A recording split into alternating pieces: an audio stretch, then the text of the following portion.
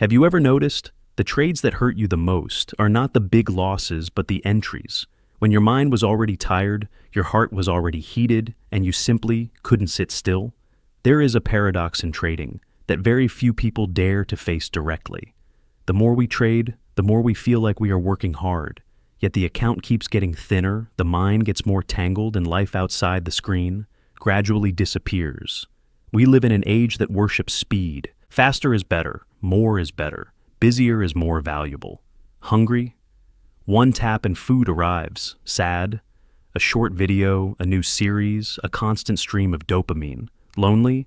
Hundreds of people just a few scrolls away.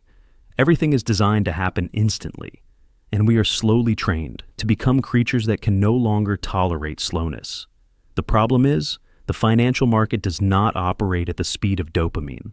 It does not reward the fastest reactor. It does not pay the person who places the most trades. It does not give prizes to the one who sits in front of the screen the longest. It quietly transfers money from those who cannot tolerate stillness to those calm enough to wait. But we bring that whole fast, more constant culture and throw it straight into trading. We open charts the way we open social media.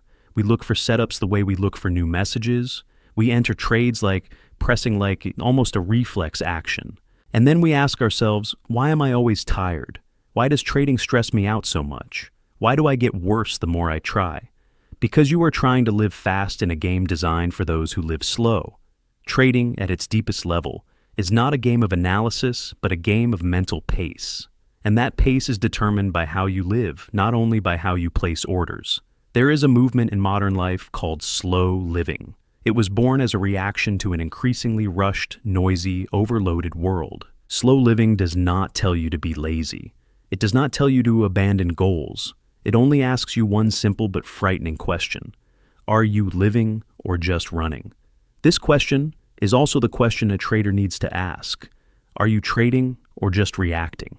When we try to cram as many experiences as possible into one lifetime, we think we are living more richly. But in reality, the quality of each experience drops. We eat in a rush. We talk in a rush. We work in a rush. We love in a rush. And we trade in a rush. A trade barely has time to breathe before it's closed. A candle barely forms before it scares us. A small pullback is enough to make us jump in as if we are about to miss the last train of our life. But when everything happens too fast, the mind has no space to truly experience. You no longer see the market, you only react to it, like running through a museum. You might pass hundreds of paintings, but you cannot remember a single one. Many traders place thousands of trades a year, yet cannot remember a single lesson that truly sank into their bones. Living fast creates the illusion that we are living a lot. Trading a lot creates the illusion that we are doing it right. But that illusion has a cost. When you are always in a rush state, your body never truly rests. Your nervous system stays in fight or flight mode, high cortisol, fast heartbeat, noisy thoughts. And in that state, you cannot make good decisions. You can only make fast decisions. Trading a lot does not just wear down your account. It erodes your ability to feel life outside the charts. You are no longer patient with loved ones. You no longer truly enjoy a meal. You sit with your family, but your mind is still on the M5 candle. You think you are trying hard for the future, but the present is passing by, with no one actually living in it. Philosophers thousands of years ago warned about this long before the internet, long before trading. Epicurus said, "Happiness does not lie in chasing endless active pleasures, but in static pleasure, a state of no lack, no craving." In trading, what are active pleasures? The feeling of entering a trade, the adrenaline when price runs, the dopamine when TP hits. Those things are powerful, but very short. And the more you chase them, the more dependent you become. What is static pleasure in trading? The feeling of not needing to enter. The calm of watching the market without being dragged by it. Knowing that not trading today is still okay. That is a state very few traders reach. Because it is not stimulating, but it is the foundation of sustainability. Henry David Thoreau went into the woods to live deliberately. A trader also needs to go into the woods in their own way, not by leaving the market, but by stepping away from the crowd's frantic rhythm. Fewer trades, more observation, less reaction, more self-understanding. Lao Tzu said, Nature does not hurry, yet everything is accomplished. Look at a major trend forming. It does not explode in 5 minutes. It accumulates. It breathes. Push rest, push rest. But traders cannot stand that breathing rhythm. We want everything to run immediately. If the market does not move fast enough, we create movement by jumping into places where nothing is happening. Then we call it a difficult market. In reality, we just cannot tolerate slowness. Living fully by trading less is not a technical strategy. It is a philosophy of living that seeps into how you see money, how you see time, and how you see yourself. When you trade less, you start to have space, and that space is where you truly begin to live. The deeper part of this story is no longer in the market but in your nervous system. Trading a lot for most traders is not because there are too many good opportunities, but because they cannot tolerate the feeling of doing nothing. The silence on the chart to a calm person is space to observe. But to someone addicted to stimulation, it feels like a room that is too quiet, making them restless, itchy, uncomfortable. And to escape that discomfort, they enter a trade. Not because the setup is beautiful, but because their mind needs a click to get relief. Every time you enter a trade, your body releases dopamine. It does not matter if that trade wins or loses. The act of participating alone is enough to create a small hit of stimulation. Gradually, you are no longer trading for edge, but trading for feeling. That is why many people keep trading even while losing. Not because they truly believe the next trade must win, but because they cannot tolerate the emptiness when there is no open position. Overtrading is essentially very similar to addiction to social media. Addiction to games, addiction to gambling.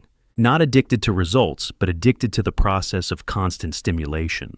You open charts every few minutes like someone else checks their phone for notifications. You drop down to M5, M1 time frames, not because the strategy requires it, but because you need movement, you need the feeling that something is happening. And the more you do that, the less you can tolerate stillness. Like someone used to living in noise who cannot sleep in a room that is too quiet. Yet, ironically, that quiet is exactly the environment where the best traders operate. Mature traders do not seek stimulation. They seek clarity. And clarity only appears when the mind is slow enough to see structure instead of being dragged by every small twitch.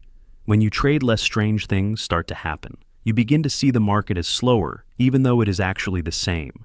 You realize many candles that used to make you panic were just noise. You start to see pauses between waves. Accumulation between pushes. And between real opportunities there is a lot of nothing at all.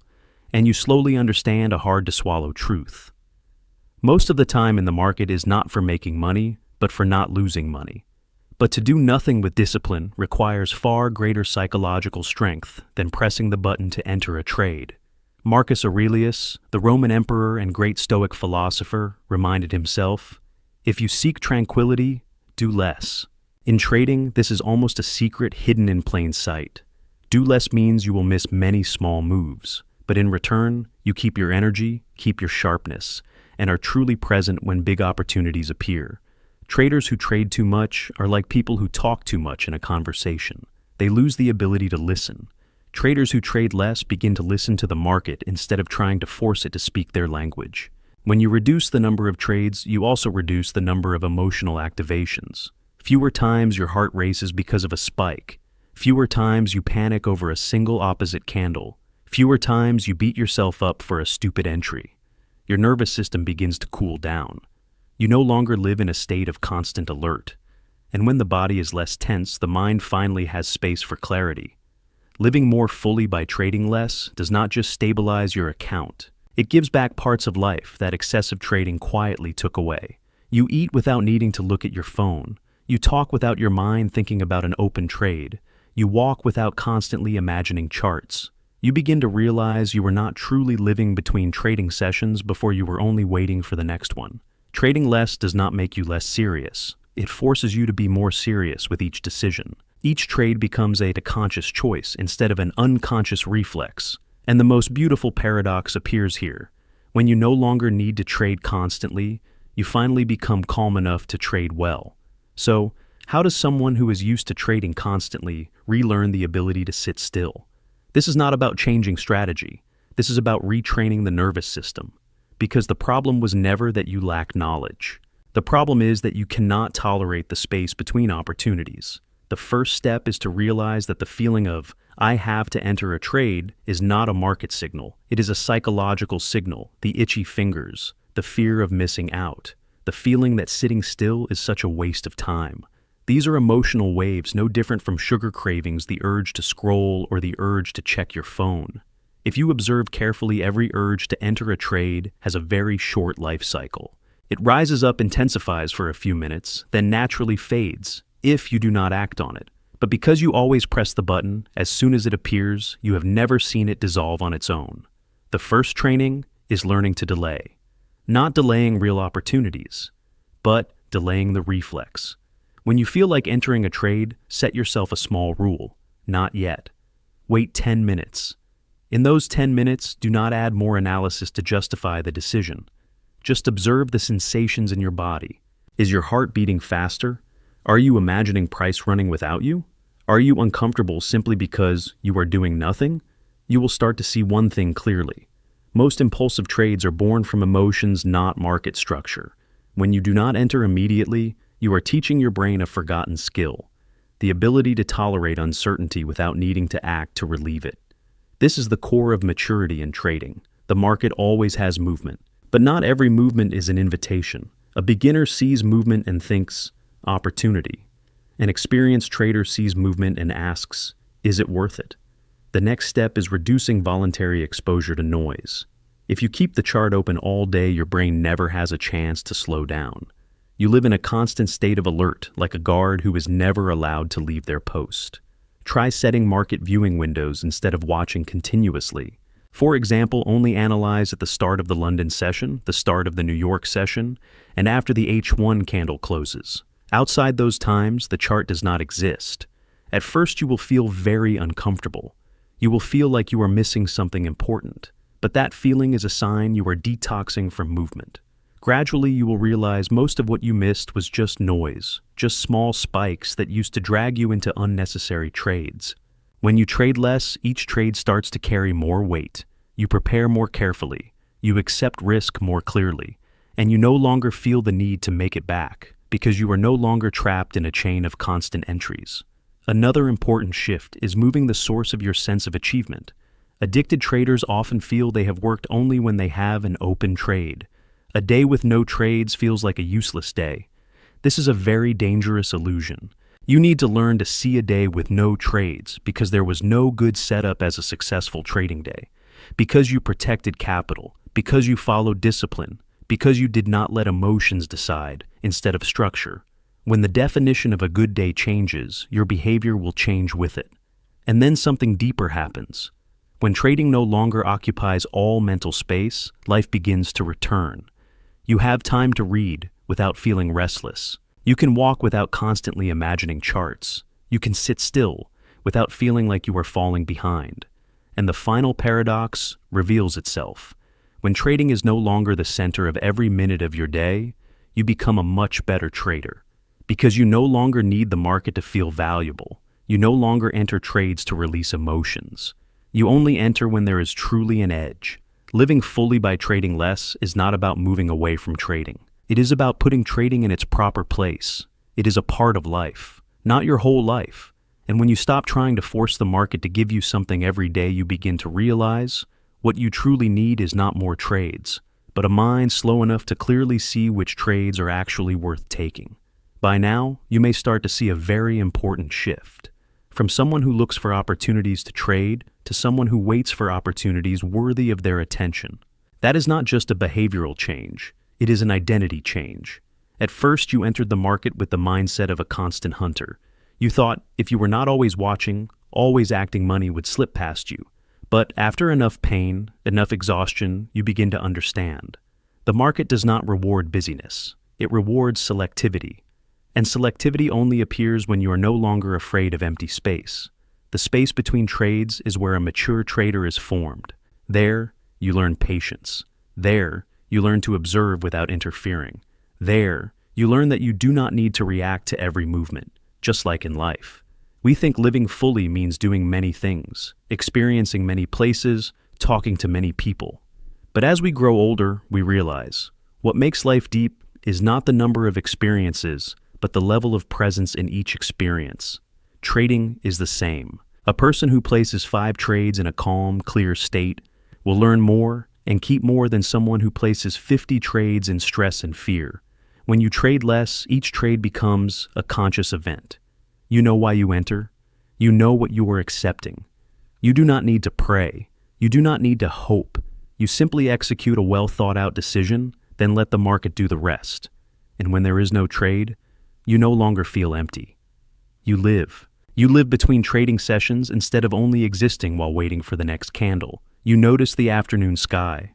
You hear your loved ones more clearly. You eat a meal without your mind being pulled back to the charts. And the strange thing is, when your life becomes fuller, you need the market less to give you something. When you stop looking for emotions from trading, you finally become clear enough to make money from it. That is the paradox most traders need many years to realize on their own. The more you try to make money every single day, the easier it is to lose it. The more you accept that not every day needs a trade, the easier it is to keep long-term profits. Living fully by trading less is not a performance optimization trick. It is inner maturity. You stop using the market to fill your inner emptiness. You stop using new trades to escape discomfort. You stop searching for life's meaning in every candle.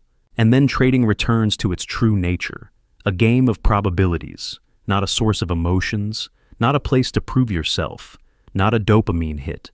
Just a job you do when there is an edge and step away from when there isn't. The rest of the time you live. You live slower, you pay more attention, you are more present. And because of that, when you come back to the screen, your mind is clearer, your emotions are calmer, your decisions are sharper. In the end, a good trader is not the one who can withstand the most pressure, but the one who does not put themselves under unnecessary pressure. Trading less is how you stop pushing yourself into battles that are not worth fighting. And when you stop fighting the market every day, you may be surprised to see you begin to move in rhythm with it.